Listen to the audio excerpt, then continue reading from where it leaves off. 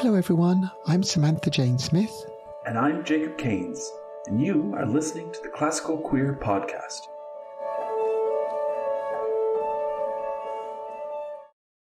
Well, hello everybody. Today we are joined by Matt Salvaggio, and we are very thrilled to talk with you today for a number of reasons. And I will say one of my main reasons is we don't get to talk to wind people all that much. And I was reading through your bio, and I was reading through your repertoire list, and of course, one of the pieces we're going to listen to, a couple of pieces we're going to listen to, are wind pieces. So I'm always excited to talk to wind people because I'm a wind person. So Matt is the conductor of the Cleveland Repertory Orchestra, as well as a number of other things. But I'll let you say what you do around town, so to speak. But generally speaking, we start the podcast always with an invitation to do a bio in whatever version of bio you want to give us. It can be as music-y, non-music-y, academic, non-academic, whatever you want our listeners to know about you in terms of a bio.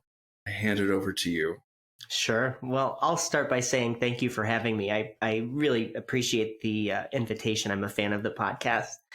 I serve as the music director and founder of the Cleveland Repertory Orchestra, artistic director of the Erie Junior Philharmonic, which is a series of 5 ensembles under that general umbrella, music director of the Euclid Symphony, and I'm the director of the orchestra program at Mercyhurst University.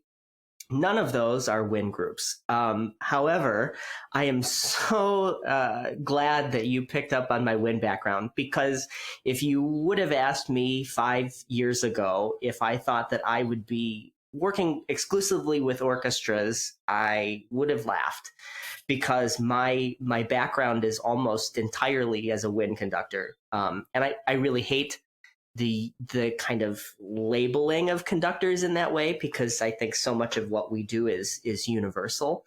But I did grow up as an oboe player, and I've spent the majority of my training and as a player and as a conductor working with wind ensembles. So I'm busy, and I love both for different reasons, and I'm so glad that my career has kind of taken me along this winding path. I'm at a pretty unique point in my career right now, because I've got one professional group that I'm working with, I've got one youth group that I'm working with, I've got one community group that I'm working with, and I've got one college group that I'm working with. So I get to see kind of the entire span of music participation across the lifetime, which is really cool. Yeah, that is a really interesting place to be. And I always say, I mean, as a wind person who kind of also came to non-wind things from a wind space, it's a very specific world of conducting, and it's such a kind of insular group sometimes. I think there's like a very culty wind world sometimes. But what I do always say is it brings out a really interesting version of conducting. And I like to think of a background in wind conducting as having access to so much more color, and it brings so much more vibrancy to orchestra world and a choral world and all these kind of things. And so I think there is a universalism to conducting for sure, but I think there is like a fun bringing in of different, I don't know, I keep using color, but it makes sense for wind world, but like bringing in different colors to different things that I don't think transfers the other way in the same way. But we can talk further about that at some other point. Maybe we can get into wind world. Sure. Nerd wind world. Sure. I just want to, before we go on, I must just say it's a pleasure to have an oboist on here, because the only instrument I have ever played is an oboe. I spent 3 years at school learning the oboe. I gave up when I was the third oboist in a 2 oboe wind ensemble. So that kind of told me that my career was not going to be in the wind industry. But I must admit, I really enjoyed playing it, even if nobody else did around it, because of the sound I made. But it was kind of fun. So it's really good to have somebody who's a professional on here, I think. Oh, I love it. I didn't start as an oboe player. In 4th grade, when we kind of did the whole public school, what do you want to play kind of thing, I started as a clarinet player. That lasted about 2 weeks. We decided when I was breaking a reed every hour that this was probably not a good thing. So I switched to flute. That lasted another month or so, and then I quit for a year. And then I picked up flute for another couple of years. And then I went to middle school, and a friend of mine started playing oboe, and I said, "What's that?" And it sounded really awful. And I thought, okay. And then I had a teacher who told me that, well, if I got decent at it, I may be able to get a decent amount of money to go to college. And I said, well, I'll give the thing a go. And it worked pretty well. It didn't take me long once I got to college to figure out that I was not destined to be a player. My study of the instrument has served me really well. But I was really frustrated with it for a lot of reasons. My teacher, when I got to college, told me that I needed to undergo an embouchure change, and really didn't know how to help me navigate that. And so that created a lot of frustration for me. So I actually stopped doing a music ed degree, switched to sociology, but still continued to play and take lessons. And my playing drastically improved once there were no stakes on the line. And then I was able to do all of my elective coursework in the core music study. And then I was able to transfer into a conducting program relatively seamlessly. So it all worked out for me in the long run. And I don't have to scrape reeds anymore, which is really great. Or spend your time sucking them to the That's it. Or wondering if they're going to respond, praying before any kind of solo comes along. Yes. So when you went into the conducting side of the business, was that something you kind of thought earlier, this is what I want to do? Or did you just sort of organically just get pushed in that direction? I think conducting was always kind of where I saw myself. When I was in middle school, actually, we had a kind of summer camp, and it was run by my elementary school music teacher who started me playing. And I asked her if I could conduct something, with the students. And she said, sure. And so I did that all through high school. I conducted my high school band. And, when I got to college, I continued to have experiences here and there with community groups. And it just was one thing after another. And I figured since people continued to ask me to do things, I was doing something right. And so the more I did it, the more I kind of craved it. And things just kind of really developed organically after that. I think that's a lot of people's kind of similar story, in the sense of conducting such a funny version of being a musician to get into, that I think a lot of people either just find themselves in it and don't know how they found themselves in it, or they or you have to have a really specific vision of being a conductor, and you are really going for that thing. Yeah, I think I've heard that so many times. And I think it's also a funny thing that you say that was it elementary school conductor or teacher kind of got you into it. You always need somebody to take you under their wing and give you an ensemble and give you some experience. And often it is like a junior high, elementary school, high school teacher. Yeah, I will say I have been very fortunate with the teachers, the musical teachers especially, that I have had in my life. She was somebody who just felt absolute joy in whatever music she got to make that day. And if it was just the kindergartners, singing something absolutely silly, then there was joy in that. It didn't need to be serious. I had a middle school band director who, I don't know if I would be able to count rhythms without him. My high school band director gave me a lot of opportunities and taught me a lot about what to do and what not to do. And then I just, I've had mentors along the way that have just felt the need to pass it on. And I've had this progression throughout my life of people that have just been in the right place at the right time for whatever I've needed. And as I'm kind of navigating my way into the other side of the profession, I try to be the same for other people who need whatever they need as they're coming along. Mm.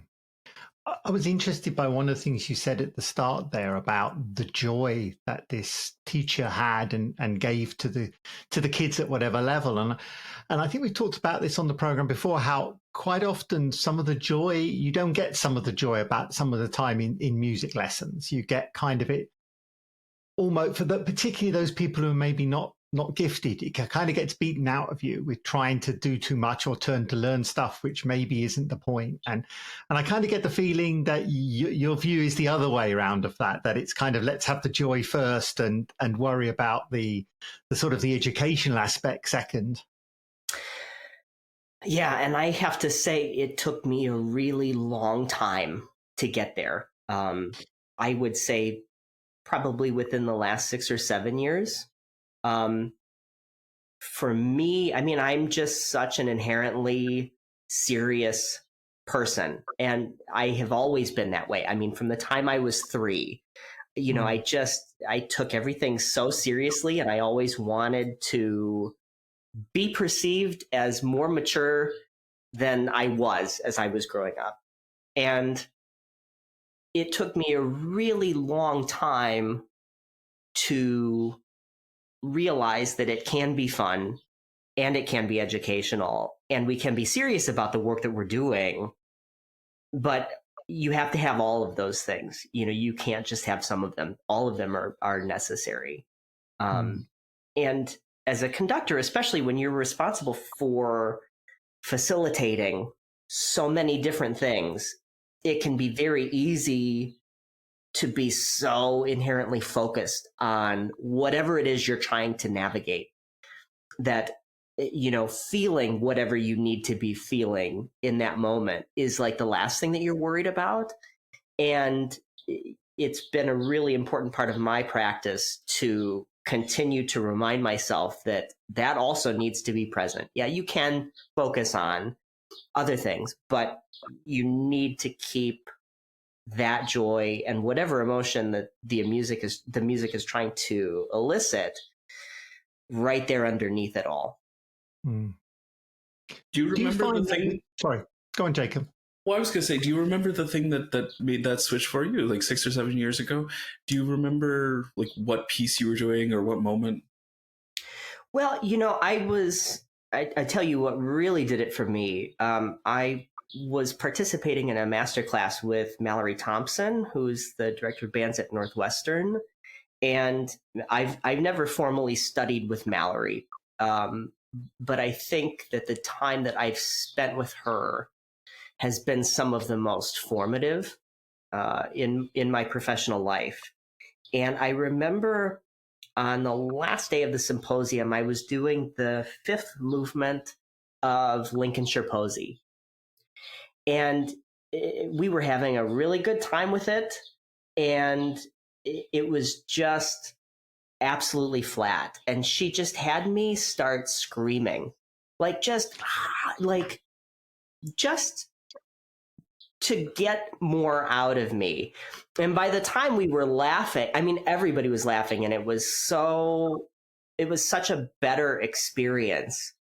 And I think at that point, I really needed to do the work to figure out how to get out of my head and how to make the experiences that I was creating for other people more inclusive. And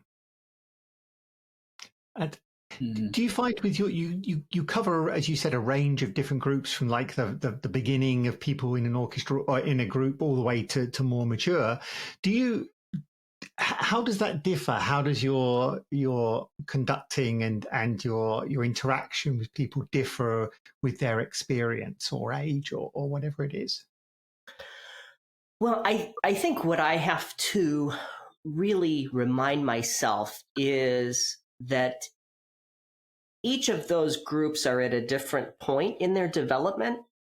With a community group, you can really use it as an opportunity to teach, because there's such a wide range of ability levels, from people with advanced music degrees to people who've been playing for a really long time, but who have maybe never had a lesson on anything in their life, who are all trying to come together to create this singular thing.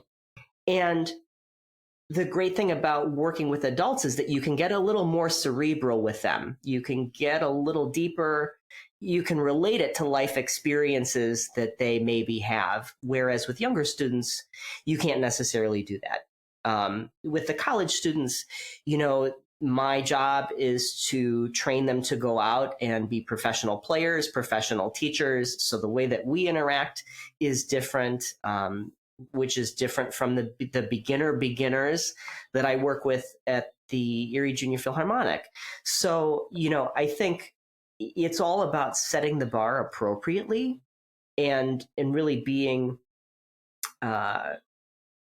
really focused about what your expectation is for each of those groups, but also approaching them with the tools that they need at the level they're at to be able to get them across the finish line. But it's so fascinating to get to work with each of those groups of people at their particular stage of development. I think there's also something interesting about where in that meeting people where they are version of conducting, that also every group that you stand in front of responds differently to the same or different things. And so, like Mallory getting you to yell and scream, and what's movement 5? Is it Lord Melbourne? Is that yes? Right, yeah. Getting people to yell and scream will work for that group, but if you do that in front of a community group, they may have an entirely different response to it. And I think there's something, this is for me the really fascinating thing about being a conductor, is there's so much fluidity and modification of interaction and gesture, and being in front of a group means so many different things each time you're in front of a different group. And it's a really, I think people underestimate how people-based and fluid and communication-based conducting is. I think it's fascinating that you work with so many different groups, because I think there's so many people who are in one kind of sphere. There are people who work in like college world, or people who work in community world. Do you find you are drawn to any particular one, like personality based or like communication based? Do you find yourself drawn towards the professionals? Do you find yourself drawn towards the younger players? I'll answer that question, but I'm going to circle back. I think you're absolutely right in that a lot of people really underestimate the psychology of conducting. I think one place where people get a little lost is they try to adjust too much of their personality to suit the group that they're in front of. And you really have to know who you are as a person, and which is not to say that doesn't develop and change over time, but you really have to know who you are, and you have to be authentic no matter who you're in front of. The way that I approach the Erie Junior Phil, in all honesty, is no different than how I approach the Cleveland Repertory Orchestra. We can still laugh, we can still get things done. I adjust some of the way I speak a little bit, because that's not suitable for high school students sometimes, depending on how things are going. But, ultimately, I don't find myself changing who I am depending on who I'm in front of. What I am willing to concede is that my personality and the way that I choose to do things is not suitable for every group that I'm in front of, and that's okay. But I would like to think that enough of my work supersedes any kind of differences that may exist from a personality standpoint. Okay, ask me the question again, and I'll get you an answer this time. Are you drawn to any specific group then? Do you find maybe a more ready connection with different groups, skill levels? Short answer is no. I love making music with people who love making music. And it doesn't matter to me where they are in their development. If you want to be in the room, like, great, let's see what we can get into. That having been said, I love community groups. I really do. I grew up playing in a community group. I've spent the majority of my professional life conducting community groups, bands and orchestras. And I think that there is something incredibly gratifying about getting to work with people who just love making music, who are invested for no other reason. There's no paycheck, there's no grade, there's no expectation other than they want to come in, they want to make music, and they want to learn something. And that, I think, for me, is about as pure of an experience as you could possibly ask for. I think that's going back to one of the things we talked about earlier. It's kind of one of the things I think that for me, and I think for a lot of people, is often missing from the music experience, is that you don't get, it's hard to do things just for the joy of it or just for the fun, even if you're not particularly good at it, or you just want to just come in and make a horrible sound and this. And there's certainly, maybe it's different now, but it certainly used to be very difficult to do that kind of thing. And I think that's one of the things that I think, is maybe getting better and improving in music education, is that we've seen people take on those kind of groups more, I think. And I think there's a greater emphasis now, especially, in the idea that music is a lifelong pursuit if you want it. It doesn't matter what you go into, but there's so much out there for you to be able to participate in and experience. And I think people are really keeping that in mind. I work with a lot of people who will, love music in high school and will play in all of the groups, and who will decide not to play anything in college. And then they graduate and they get out doing whatever it is they do. And, they come back and they say, I really miss this. Or I'll get people coming up to me after a concert and say, oh, well, I used to play flute, or I used to play violin. And it's like, all these people back here who just played a concert for you don't do this for a living, and at one point, a lot of them were also, oh, well, I used to. Yes. Yeah. So it's like, get in the pool. Like, what are you waiting for? If you loved it and you loved the experience in the concert, like, what are you waiting for? It's there for you. And I think a lot of teachers are really reminding students of that as they go through their study. Once you graduate, this doesn't have to be the end of it, and it doesn't have to be what you do for a living. But, whatever you want to do, however you want to make music, there are lots of opportunities there for you. I think for I'm trying to draw on my own experience here a little bit as what I would call a non-musician, as somebody who doesn't, do a lot of music themselves, is that, when you love you may love classical music, which is something I've always loved, but what often stops you is the kind of formidableness, I don't know if that's a good word, but of classical music. It kind of has this sort of, I don't know, what we've talked about this before, Jacob, haven't we? It kind of has this sort of wall of untouchability in a lot of the things that you see. And so, you may have a thing, but you think, oh, that's not for me because I don't do this A, B, C, or I don't look like this, or I don't feel like this kind of thing.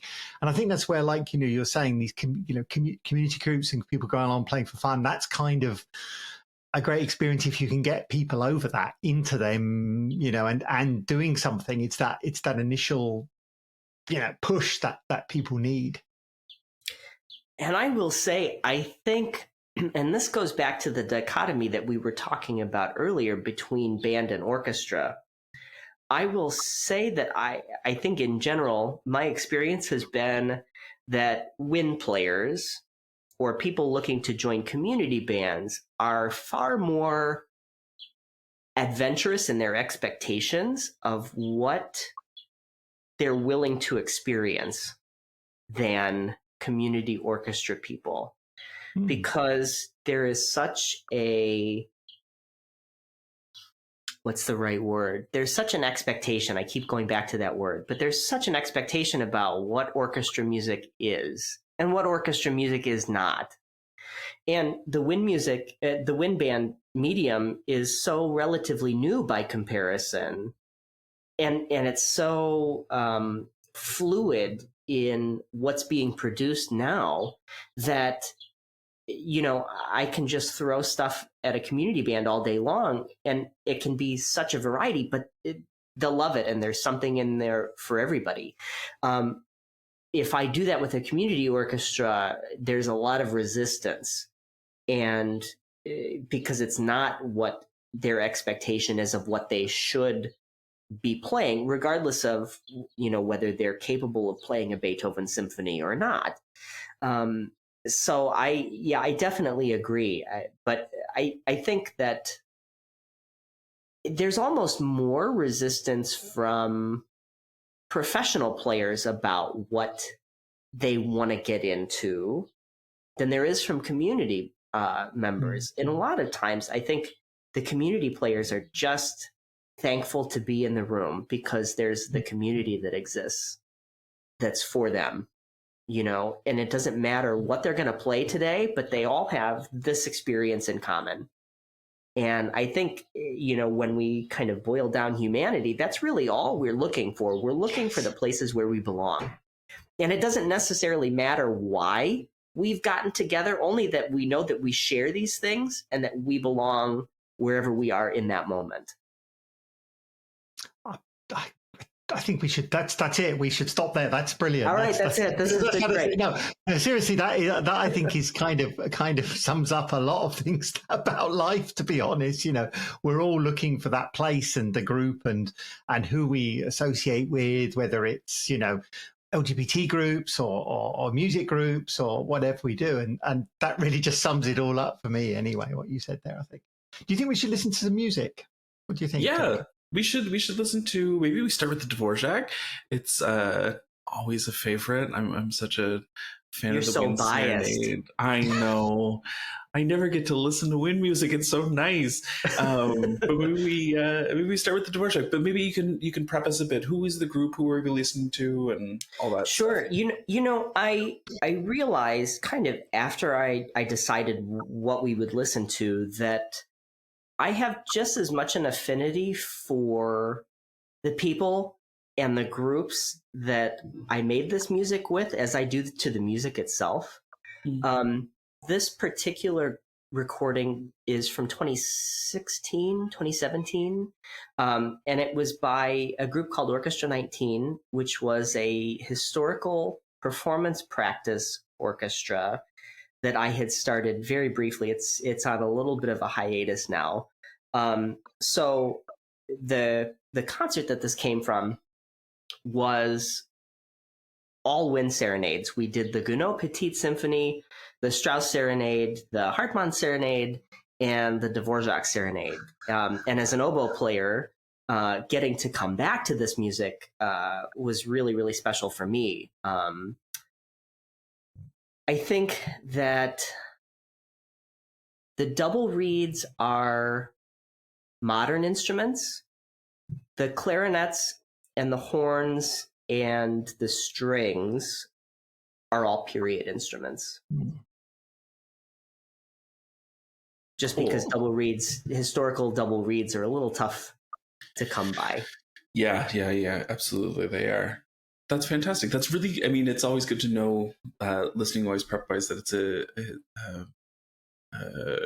period ensemble, because it's always so neat to just retrain your ear and listen for those instruments. It's neat. Yeah, and you know, Dvorak does lots of really cool things. We keep coming back to color and the idea of palette, especially in winds. And I think it's really interesting to me in this piece, every time I come back to it, just how much depth there is to the sound, despite the fact that this is really a common group of instruments for the time. There was a lot of music that was written for this particular group of harmony. So getting to see how much further Dvorak takes it than a lot of the other people who are writing for this medium is always a great reminder. Well, let's have a listen.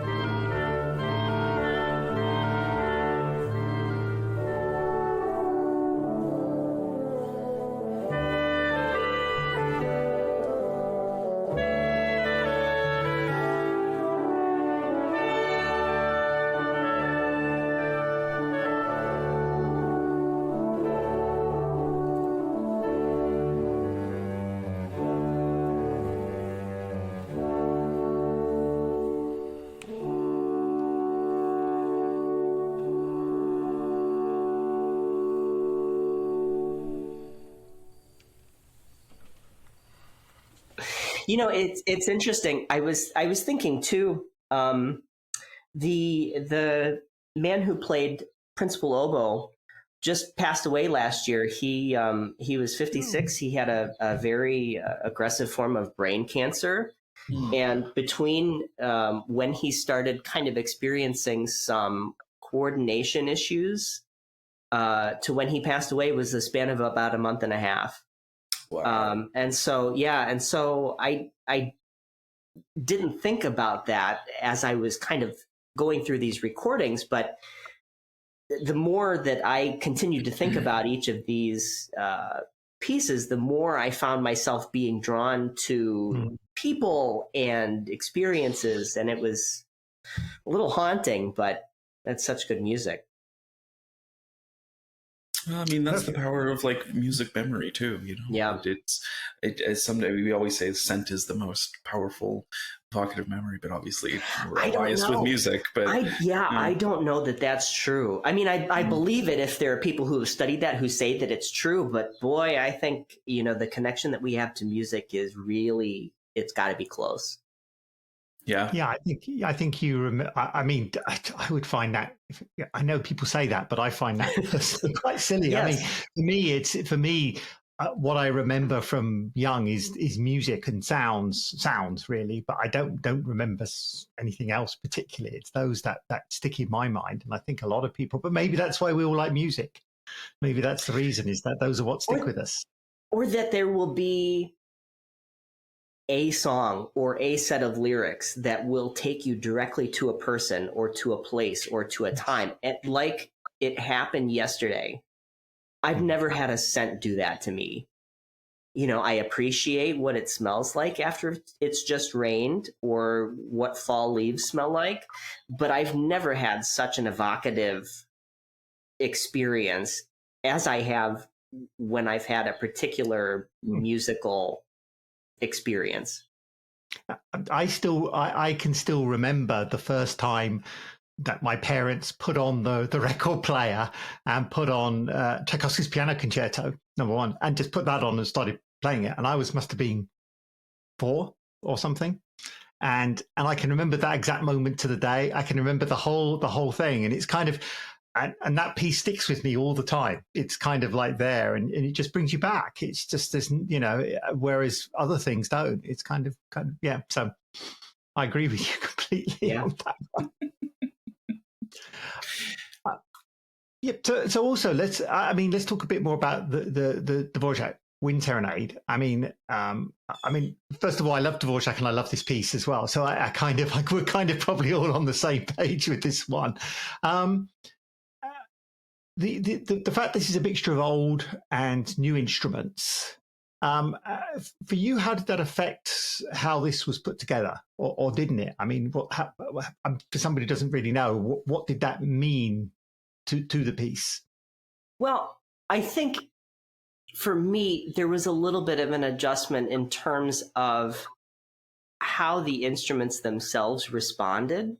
You know, I knew what to expect from the double reeds because they were modern instruments, and that's very much in my wheelhouse. But our principal horn player, for example, I mean, he showed me, I mean, he has a literal arsenal of instruments. And the thing that I'm finding about historical brass players especially is that they will have like 20, 25, 30 different instruments and not blink twice about it, because they're all suitable for different types of playing, and they are really positively fanatical about making sure that whatever it is they're playing is in the style, in the sound that it is supposed to be in. So getting to hear natural horns was a much more surprising sound. I had to ask them to back off a little bit sometimes so that they weren't totally mowing down the clarinets. Typical brass players. Brass. But the string response is a little different using gut strings versus using steel strings. In terms of how I rehearsed, I mean, I didn't really do anything different. And the kind of annoying thing about this particular concert is we had 1 3-hour rehearsal the night before to rehearse all of that music. Wow. And And they were a group of professional players. So, I mean, they had everything in advance. Everything was prepared. They knew stylistically what needed to happen, so that as soon as we got in, any adjustments that I needed to make were relatively minor by comparison. It was just a matter of familiarity and balance and things like that. So I in my preparation really didn't do too much differently than I would have for anything else. I just needed to continue to remind myself as we moved along that the sonic expectation was going to be a little different than the last time I had played it, which was with a modern group. And I was actually physically inside the sound. So that was a different experience for me as well. Did you find that, God, I've lost the train of thought now. So with the differences between his instruments, I mean, when you'd finished it, I mean, I know it's a hard thing to quantify, but do you feel that there was a difference, what's the word, of quality of the music being played on those older instruments than on new instruments? I guess what I'm trying to get to is that, when you hear a composer's music played on the instruments of the time, it's often very different from maybe the music that you play now. If you take Bach from Bach's type period and Bach now, it's like chalk and cheese. They're very different sounds in a way. So do you feel that? I'm just wondering, getting your feeling on what you think about that and this balance between sort of the sounds in their era and the sounds we have now. Well, I think, it's funny. There was somebody that I approached to play in this group who kind of laughed at me and said, well, there's a reason you don't hear those recordings on the radio anymore. And I think it's really important to remember where we've come from, that over time, we've, of course, my neighbor's leaving. Over time, we have made these advances to the instruments that not only improve the quality of the sound, but also improve the ability of the player to not have to work as hard to get a good sound. There are also still a lot of people who dedicate their time and their work to learning these instruments to really create as authentic an experience as possible. To say that the quality of performance is better or worse, I don't necessarily think that that's true. I just think that we are so far removed from that sound that it's so fundamentally different to what we think of or to what we expect we're going to hear. You had talked about Bach. I mean, think about Glenn Gould and the recordings that he made of Bach. I mean, his Bach was so radically different than a lot of interpretations, and it doesn't need to be played on a historic instrument to sound different. So I think it's all subjective. I think it's just a matter of the fact that I don't think assign as much value to those types of performances anymore. And especially as more players choose not to study those. Although, I follow a lot of people on Instagram, I'm finding now, who are learning Baroque oboe. So, I mean, maybe it's making a comeback. It only took a couple 100 years, but we're getting there. So, I think it's just a different sonic experience. That's all. Maybe it's a fun new pandemic thing that people are taking up historic instruments again. Maybe they realize they have more time on their hands, and you may as well start learning period oboe. I was actually looking at that Baroque oboe because it kind of interested me when I was looking at some older instruments, and it's kind of fascinating, really, because it's just it's in a way it's a much simpler instrument from what I look at it. It's got less keys and all that kind of thing, and And it's kind of interesting when you see the development of these types of instruments. I mean, to me, how, somebody sat there and thought, oh, let's do this instead, and let's do this. And you see the development of all these things. It's kind of, I think is kind of a great thing to look at and a great experience to see how people try to manipulate how to improve the sound. It's kind of fun. I have an engineering background, so I kind of like the engineering of these things because it's sort of like it's a clever engineering solution to a problem. So. Well, and it changes so much of the sound as well. Like it changes the composition. Like when we listen to the Dvorak, there are so many things in the Dvorak that are they sound fun and nice because they're specifically written for that period of instrument. This is true of any historical whatever, but the bite that you hear in the bassoons in that range is because it's written for that like that's a really specific space, and if you put it in a different place it would sound different, and if it had different keys they wouldn't be working, as you say, working as hard. And the natural horns, there's so much again bite in natural horns because they're pushing so much air through weird crooks and tubes and things, and it changes the sound, it changes the composition. Yeah, I did on that group's first concert, we did Beethoven 7. And I will tell you, when you get to the end of the finale and the horns are just rip roaring at the end, I have never been in a sound I love. Well, I shouldn't say that, but I have never been in a sound that I love as much as when that line is played on natural horns and just comes absolutely slicing through the rest of the group. It's exhilarating. I wish I'd have been there. It's one of my favorite endings of any piece of music in those horns. It's just to just hear the power of that. That would be fantastic. Yeah, I've got a recording somewhere. I'll get it to you. It was something else. Oh, that would be super. Yeah, that sounds good. I can annoy all the neighbors now. I can So maybe we should talk about. I mean, it's a queer podcast, but the thing I keep thinking about as we're talking about all of these different things about different groups and being in different spaces and sounds and all this kind of stuff, and it's such a buzzword, but like queering of orchestra, queering of space, and we can take that however we want, but there is something very real. And this is, I think we're preaching to the choir, but I think there's something very real about bringing a queer energy into orchestra world, wind world, whatever world, conducting world, that allows us to just think outside so many different boxes. And so when you say you bring in,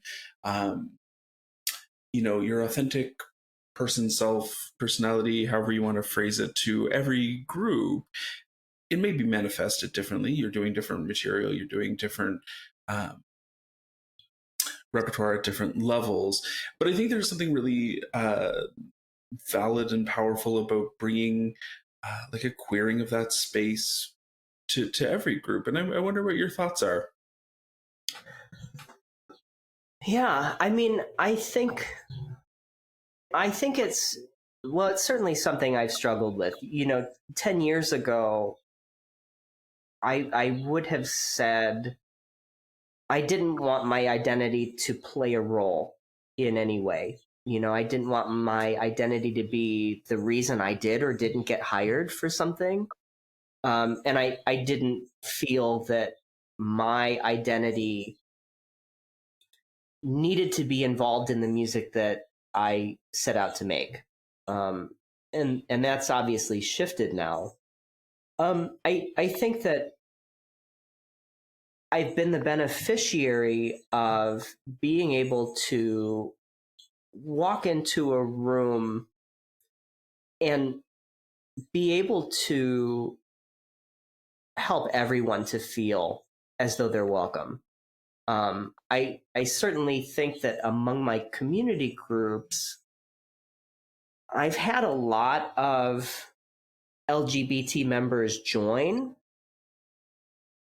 because I'm the face of the organization. And I don't want to put too much weight, into myself or, my sense of self-importance.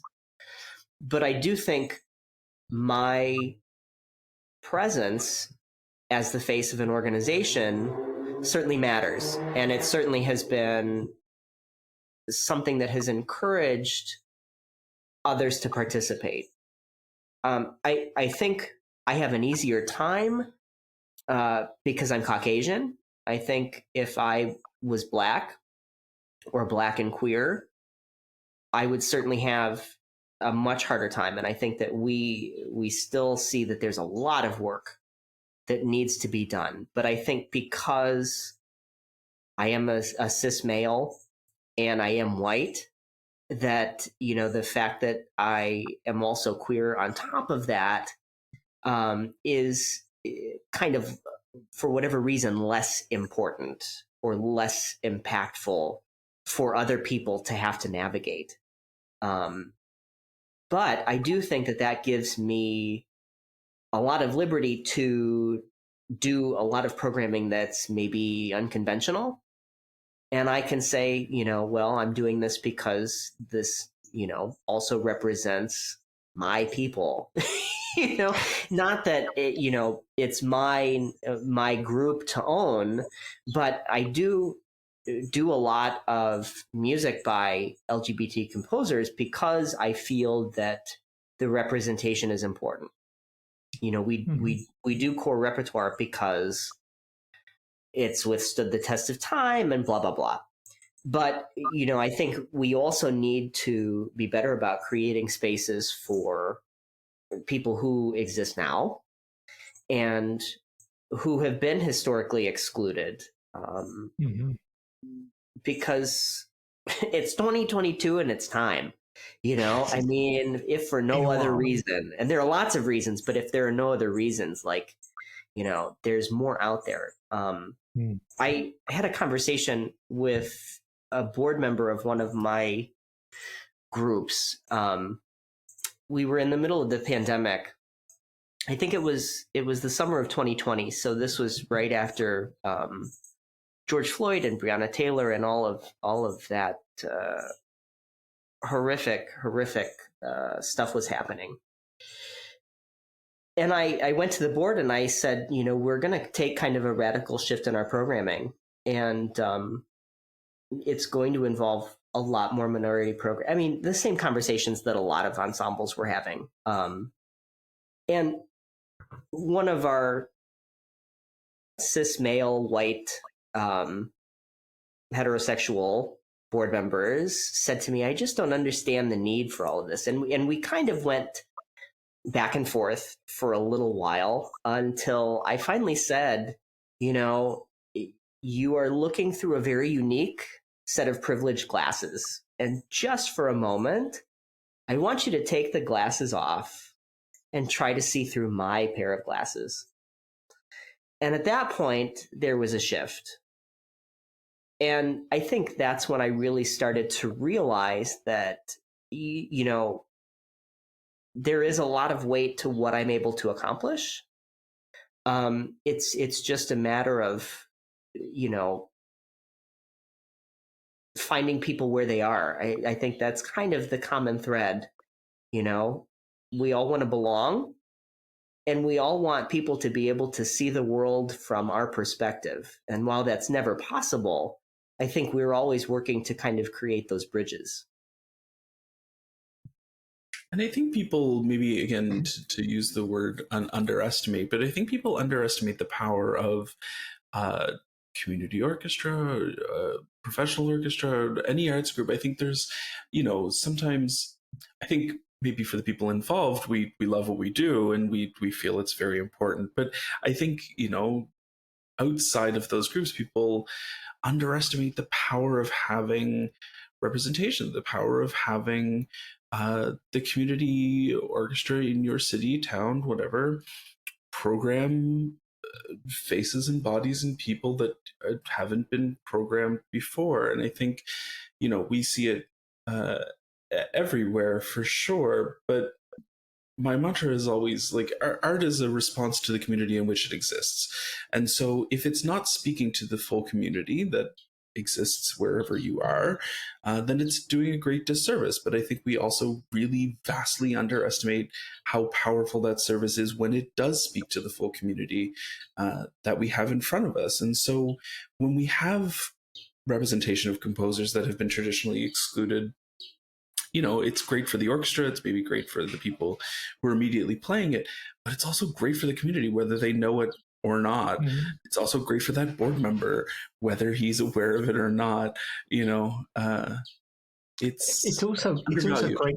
Yeah, it's also great for those people actually who have the opposite views, because it actually introduces them to the fact that there are other people out there. I mean, as we all know, most of us probably grew up with very few role models of people, particularly in music. Everyone was a cis white male, and that was it, and then you suddenly started finding out, there's some of them were gay, amazingly, and then there was women in it, and then there were, and you suddenly started to see more of this happening. So it kind of, the more we see of people, I think the responsibility of people to be, not responsibility, but people like yourself who are there doing a job, I think is the thing, and you're visible, and that kind of is, the more visibility, the better for us all, I think. But that's the end of the LGBT section of this. Yeah. No, I think you're absolutely right. I think what I have found challenging is not to turn my programming into a bunch of checkboxes, and I want to say I've gotten better at it. But it's very tough not to say, okay, I don't have enough women, or I don't have enough of XYZ group. And instead kind of look at, the number of minorities or the number of new pieces as it relates to the whole of the programming, and say, okay, comprehensively, this looks really good. Yeah. So kind of taking that macro view instead of like, I don't have enough of this individual piece, but making sure that it is representative, because a lot of times I think we also underestimate our ability to really drive the change. I think it's one thing to kind of react and to say, well, we really need to be more inclusive because we're all in a really inclusive community. But I think I think we underestimate our ability to really be out there pushing for even more, because we are, quote unquote, just a community orchestra, or just a, small arts group. Get out there and push a boundary. You may be met with some resistance. You may push a little too hard. You may decide that you pushed in the wrong direction, but gosh, isn't it good to know that? Yeah. Or isn't it great to give that experience to somebody who may have been in the audience and who needed that visibility, even if it's one person? Absolutely. And to have that, I think you said the freedom, or the excuse me, the ability to change repertoire at that level, because I mean, as queer people, we're a little freed up from the expectation sometimes of some of these things. But I also think, I mean, it comes down to repertoire, it comes down to visibility, it comes down to all those things, but it also comes down to, I find in my own conducting that I am able to, I think you used the word, get away with different stuff. I'm able to get away with different things as a conductor that elicits different sound, like on a very sonic physical level. It may be coming back to like yelling and screaming with Mallory, like you're able to do different things and you get a different response from your groups because you have that leeway, maybe. And I don't know if you have firm thoughts on that, but I certainly feel I'm able to do different things as a conductor, as a queer man on stage, because I can, and not be bound by the same, I don't know, whatever, as a straight male conductor. Yes. Yeah. For me, I think it's two things. I think you have to really believe in what you choose to program. And I think you have to really be willing to commit and stand by and explain to death why that particular piece has earned the right to be on your program. And I think once you can do those two things, then the rest of it doesn't matter. I'm really fortunate that I don't have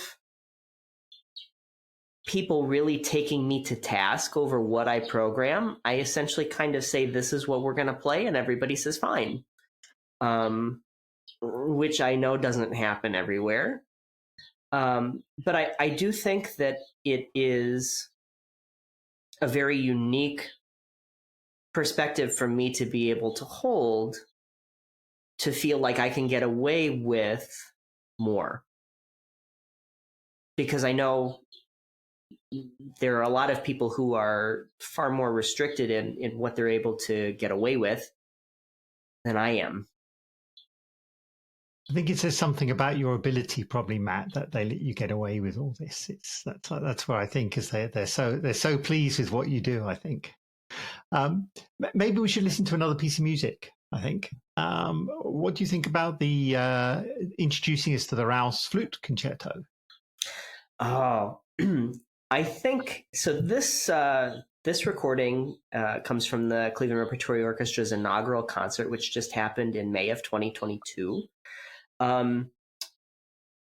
This wasn't supposed to be on the inaugural concert. We had an entire season planned last year, and because of the Delta surge in late 2021 and Omicron in the beginning of 2022, those two concerts got wiped, and so we ended up with what we ended up with. But one of those pieces ended up being the Rouse Flute Concerto.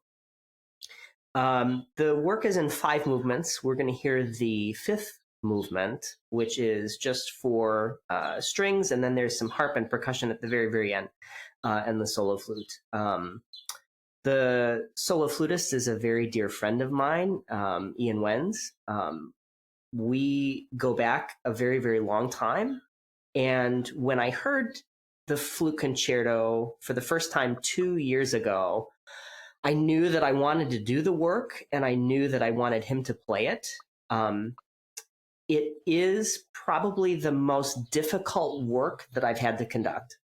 Rouse's music is not easy. The flute concerto is kind of interesting because it's a 5-movement piece, and the odd movements, the 1st, the 3rd, and the 5th, are all slow, and the 2nd and the 4th are absolutely wicked. I mean, they're wicked to keep track of, they're wicked to navigate, they're sonically very difficult to process. When Rouse wrote the work in 1993, there was a British boy by the name of James Bulger, who was 2 years old, who was abducted and who was brutally murdered by 2 10-year-olds. And so as he was writing this piece, all of this was kind of developing on the news. And I really think that the stark contrast in the movements is his wrestling with this kind of idea of the innocence of childhood versus, the very dark, the darkest of the dark of what humanity is capable of. But the work ends with this gorgeously simple harmonic string sound underneath this almost Gaelic flute playing. It's really, really quite lovely. I must admit, this was a piece I was unfamiliar with completely, and I went and listened to it, and I did actually do some background on it, and what you said about the Rouse being aware of Bulger's murder, Jamie Bulger's murder, and this is kind of was kind of there, and he said himself that he was unable to shake the horror of these moments from his mind. So I think it's quite I think it's a brilliant piece, but it has this kind of very sort of deep, dark sort of background to it, which I think kind of gives it a sort of a sadness in a way, at least for me, when you listen to it. So maybe we'll take a listen and then we'll talk a bit more about it.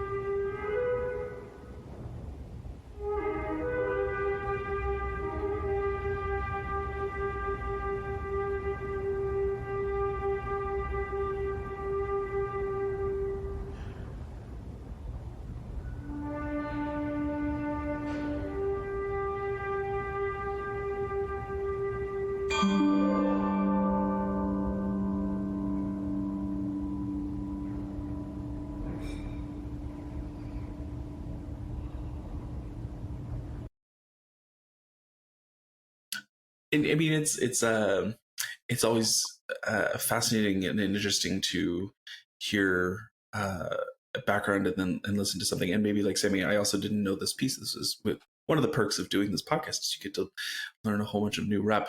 But it certainly paints it in such a different light. How far into that do you delve as a conductor? How far do you allow yourself to indulge in, maybe indulge is a bad word, but like indulge in the story, the creation, the composition as you're conducting it? I always have a hard time with how far do you lean into it as a pedagogue and as a conductor? How much of it is useful for the ensemble? How much of it do you allow to just play out in the piece because the piece is written skillfully, you know? Yeah. For me, I have to go pretty far in, because I think it's the only way to really get the depth of what the composer's intention is asking. In terms of, when you're in rehearsal, obviously you want to provide a historical context for the orchestra because, a lot of times the players aren't going to necessarily do that part of the homework themselves. And so that helps to shift their perspective a little bit. I don't know necessarily that it's helpful for them to go farther than that. But I think in terms of what the piece is saying to me, what kind of energy I need to bring to them to elicit an effective response and one that the audience can feel. I know that I did my job because in the video recording I have of this piece, there's a woman just behind my right shoulder who is crying in the middle of the fifth movement. And when this piece ended, this is the first time that it was silent. I mean, and for like 20, 25 seconds, and I had already, like, my arms were down. The soloist and I had both kind of released our postures, but we weren't really moving, and it was silent. And that, when I can hold that, and when nobody wants to let that go, then I know that the struggle that, my kind of pursuing that dark energy for this piece was worth it. So I guess the answer is you go as far as you have to make sure that you feel enough of what you need to feel so that you really adequately portray what the composer's intentions are. Yeah, I think it was. I mean, I have to say, it came over beautifully. I think in the piece, as I said, for me, it was quite dark and quite, I don't know. It had this almost like, it's kind of odd because it is you tend to think of flute concertos anyway, or flute pieces as being quite, it's always the bouncy along fluty sort of thing. And here you've got something quite dark, and I kind of that juxtaposition of, you can imagine going along to it and thinking I'm going to get this really lovely fluty piece, and you get all this sort of dark and angst and all this, and this, as you say, very complex parts in some of the movements that, I don't know, for me were almost chaotic. I don't know if that's quite the right word, but it's very, your brain is sort of jangling. It's kind of attacking you from all directions. And I think that came over really brilliantly in the piece. It puts you on edge, I think. Yeah, the first movement and the fifth movement are both titled Anran. I'm probably mispronouncing the Gaelic because I don't speak Gaelic. But it translates to singing, song or singing. And the first movement is just the solo flute with violas, cellos, and basses. And then in the fifth movement, it's all of the strings. The third movement is an elegy, and Rouse actually said that the elegy was for James. And then the second and the fourth, one is a march and one is a scherzo. And it's really sonically difficult to grasp. You know, it's almost like there's so much happening that your brain can't figure out where it wants to go. And it was really a struggle for me putting it together. Number one, trying to figure out how to teach it. But number two, trying to make sense of it all and try to determine what my sonic priorities were going to be. Because I really think it's just a matter of, you know, deciding what is more important and what needs to be brought out when. Because, I mean, there's just so much happening. It's really tough to dig into. But then again, when you get the slow movements afterward, it's almost like you get this kind of, it's like cleansing the palate a little bit. Yeah. Because the first and the last movement are essentially the same 4-chord progression over and over again. It's just that, you know, the voicing changes a little bit. So, you know, that's something that's very familiar after something that's been very difficult to try to grasp. For me, it was almost like those bits were like allowed your brain to almost take in what you've just heard, if you see what I mean. It almost like it's sort of like you had your brain working extra overtime to try and understand what was going on. And I'm not sure I did. I mean, it's kind of one of the things I think you have to listen to a lot.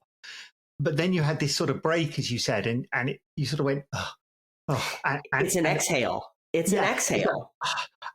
And then you felt like your brain was like trying to sort of go, okay, we're back in common land almost, if you know what I mean. It's coming, we're back more familiar. And that keep changing sort of thing throws you out. You know, it kind of keeps you on balance all the time. And that was really lovely. I mean, lovely in a almost a stressful way. I know that sounds terrible, but it was kind of, you know, gave you that kind of stressing off type thing. It's an exhausting piece. I think for as much beauty, especially in the slow movements, it's really exhausting as a whole, even though it's only about 27 minutes to take that all in and to have to process it. I mean, you really need to like sit down with a glass of wine afterward because you go through a lot. And I remember, like, you can see people visually tense. Like, I mean, you can like see it in the way that they sit as they're going through the faster movements. And you can see this kind of decompression that happens in the I mean, it is absolutely fascinating. I still don't know that I understand it all. It's a piece that I am going to continue to come back to because every time I open a page, there's so much more there. Like an infinite amount of study would still not be enough time to really grasp everything that's there. But I think it's just such an impressive piece of music that I don't think gets enough airtime. Well, thank you for introducing it to us. Yeah, I think it's, you know, sorry, Jacob. Yeah. No, I think same thing. I think it's such a nice thing to be introduced to it. And I hope people go listen to the full thing. To hear the full arc of the story.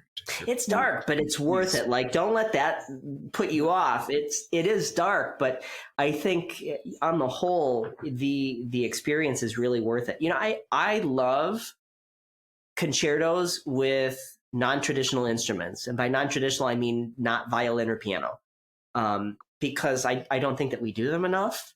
And I think that there is so much out there that people just aren't aware that the instruments can do.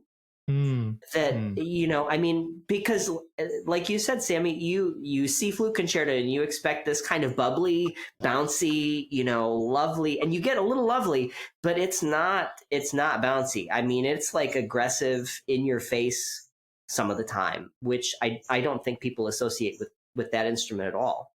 No, absolutely. Absolutely. Well, thank you again for introducing that one. Maybe we should take a listen to a slightly different piece of music, I guess. And this is Aaron Copland's The Promise of Living from his opera, The Tender Land. Why choose this one? What attracted you to this? I love a good wind transcription. And for as many wind transcriptions as exist out there, some of them keep getting played, and I just keep wondering why. For wind bands of a different time, perhaps. I think that this is a really good transcription. You know, Copland isn't really known for the Tenderland. The opera wasn't terribly successful. It's the only one that he wrote. There are snippets of it that are really lovely, including this, which is the finale from the first act, I think. But it doesn't get played very often. But this transcription of it really has picked up a lot of speed since it was done, I think, in 2005. So this particular recording is with the Lakeland Civic Band from 2016, I think. The Civic Band is a group that I played with when I was in high school. I got to sit next to my oboe teacher for the 2 years that I played with the group. And then I was very fortunate to have been asked to guest conduct for several years by the inaugural conductor's founder of the group until he retired in 2018.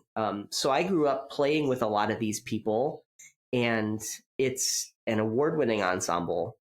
They won the Sudler Silver Scroll, which is like the highest community band award that you can win in America. And yeah, I mean, my teacher is playing the English horn solo at the beginning. The first oboe player I sat next to in college for 3 years. The first flute player, I mean, I listened to her as a player since I was a junior in high school, and she's phenomenal. My best friend is the first clarinet player. I mean, it was just a really special concert, and I think it's a really, really good recording.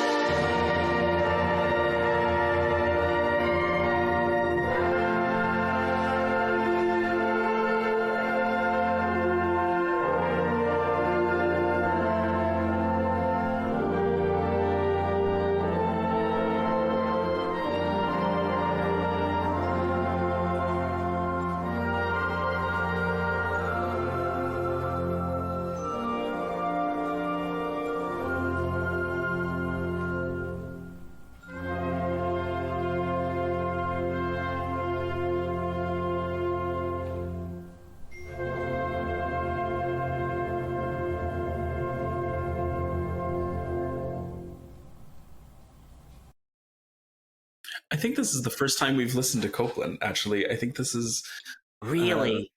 yeah, and I have such a love of Copland. I think everybody does.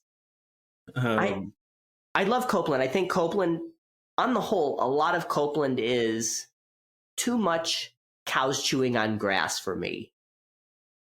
You know, like Outdoor Overture, like that thing, bum, bum, bum, bum, like put me down. But, you know, some of it, I think when he gets it right, it's really lovely. He wrote a piece that I'm going to program with CRO next season called Statements that nobody plays. Nobody plays. It's lovely. And I'm like, where is this? It's either Appalachian Spring or the Third Symphony. I mean, which they're great, fine. But like, there's more out there. Not every week. Not every week. Yes. Yes. Yeah. Yeah. It's interesting you chose this piece because when I was reading a little bit of background on it, there was part of the piece came up with, it says about, it's about, you know, the community coming together at the end of the harvest time. And it says it's drawing together community and individuals past and present. And that's what you just described before we heard the piece of music about, you know, the people that you were playing with past and present and the community. So I kind of think we come a little loop there. It's kind of like interesting that that's the piece and that's what this is about, this particular piece of music. Yeah, that actually was, so the group had never played, like it's not a typical community band when you think community band, because I think a lot of people associate community bands with like the outdoor summer popsy, marchy type stuff. And from the moment that this group was started in 1977, it really has been about more serious band repertoire and a very, very high expectation for performance. I mean, when I was in high school, we were playing Lincolnshire Posy. We were doing the March from Symphonic Metamorphosis. We were doing the Menon Canzona. I mean, we were doing all of these staple core band pieces. And I had no idea. I mean, I was the only oboe player in my high school band. You know, we were doing like arrangements by Claire Grunman, which Grunman's fine for educational band music. But, you know, I had no idea what, you know, professional level wind repertoire was. And I had no idea that I was playing it in this group. I thought, oh gosh, hard music, good experience, great, you know?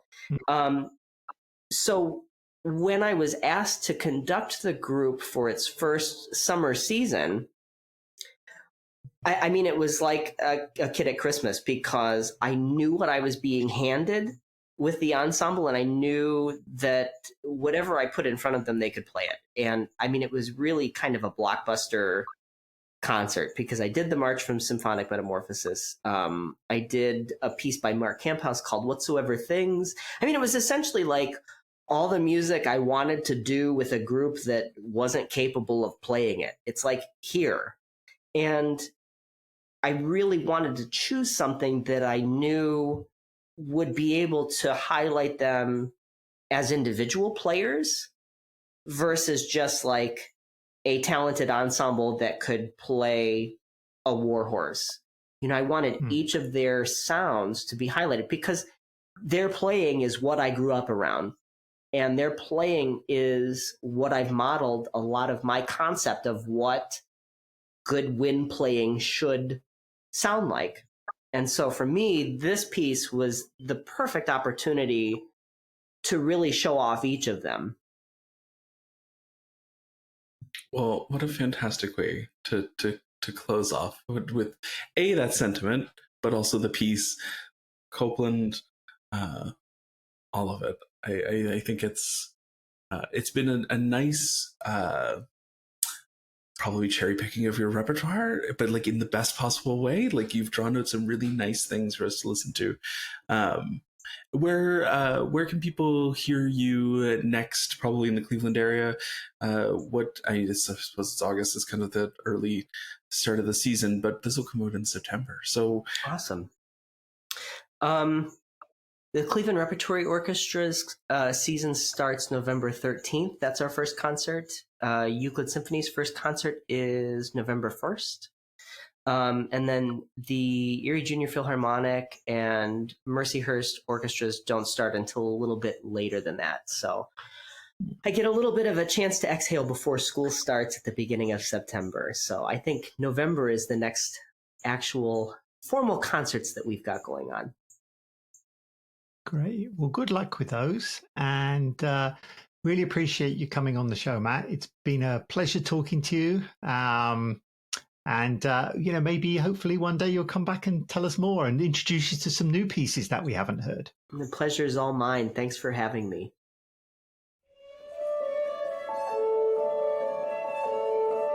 So that's all for this episode. You've been listening to the Classical Queer podcast, and Jake and I look forward to being with you next month. The incidental music is courtesy of Jared Miller, and the show was produced by Samantha Jane.